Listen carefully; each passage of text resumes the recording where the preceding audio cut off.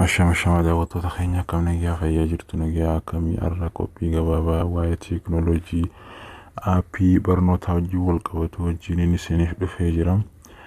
Namoonni chaanaala keenyaaf haaraa taatan akkasuma chaanaalii teelegiraama keenyaa shaamtee jechuudhaan seentanii wantoota garaagaraa PDF fi gaaffilee garaagaraatiin isiniin qopheessinee jirra.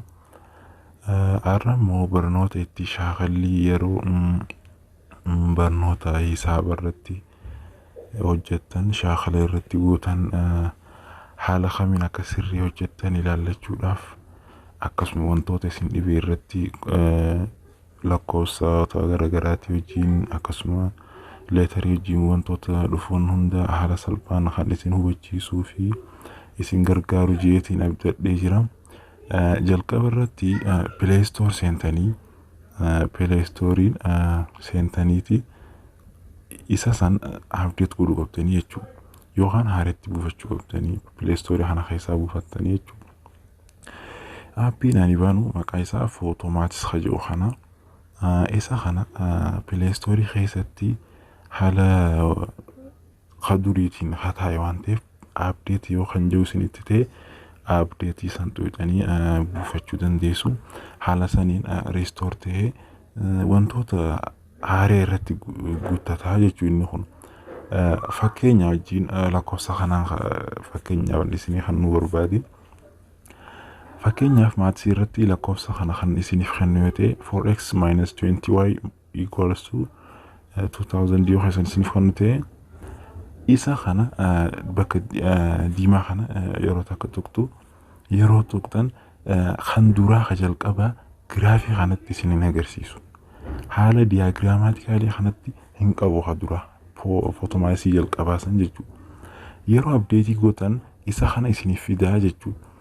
Isa kana malees wanni dabalatee show other method waan jiru kana agartu isa kana haariyaa jechuun isa kana yeroo takka tuqxan wantoota garaagaraa yeroo solve godhu feetan solve the equation for y, find x intercept and find y intercept isaan kana qophatti barbaadi yoo isiniin joote fakkeenyaaf find y intercept hajoo kana yoo kan ta'u ta'e kun y interceptiin akkanatti kan barbaadamu ta'a jechuudha. Minus 10 godhee kan isiniif kaayu ta'a akka solve the equation for x yoo hajoote akkanatti isiniif ba'a jechuudha.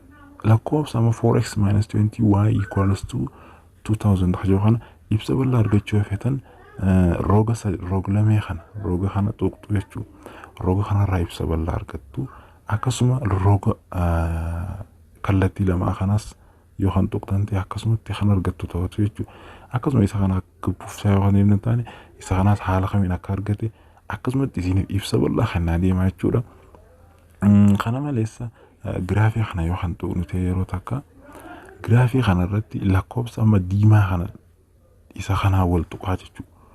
Jalqaba yoo diimaa gamanaa kan tuqnu ta'e x'n 0 ta'eeti y'n minus 10 ta'uu isaa bakka kanatti agartaa jechuudha. Vertical intercept jennaan jechuudha. Isa kanaan rootiidha. Rootiin kunis x'n 50 fidee y'n yeroo 0 ta'u jechuudha. Akkasuma ibsa kanaas as jalatti graaf diteelii kana wajjin isin garsiisaa jechuudha. Fakkeenya biraa kan namaaf kennan assignmentii fi akkasuma wantoota garaagaraa keessatti fakkeenyaaf isin garsiisa. Inni kunis duraan jalqaba kanatti taa'ama solving step kanaan isiniif kenna. Yeroo kana XYZ'n akkanatti akka deebisaan dhufe kana isinitti agarsiisa. Akkumaan isinin jee isa asitti agartan kana gabbuusaa descriptionii bal'aa irraa argattu. Isa kana malee ani kan asirratti xiyyeeffachuudhaaf fakkeenya kana isin garsiise isa gamasii yeroo tuqxan solve using Gauss-Jordan method. Yeroo takka gaafii Gauss-Jordan kana nama gaafatu inni kun xiqqoo kan nama dhibu ta'a. Isa kana baruudhaaf akkasuma hubachuudhaaf irra yeroo takka isa kana cuqaaftu gaafii erga barreessitan booda kunoo haala kanaan isiniif barreessaa jechuudha. Isa kana haala kanaan akkanatti isiniif barreessee deebisaa isaa waliin isiniif kan kaayoo ta'a. Egaa daawwattoota keenya har'aaf aappiin isiniif qabadhe aappii kana.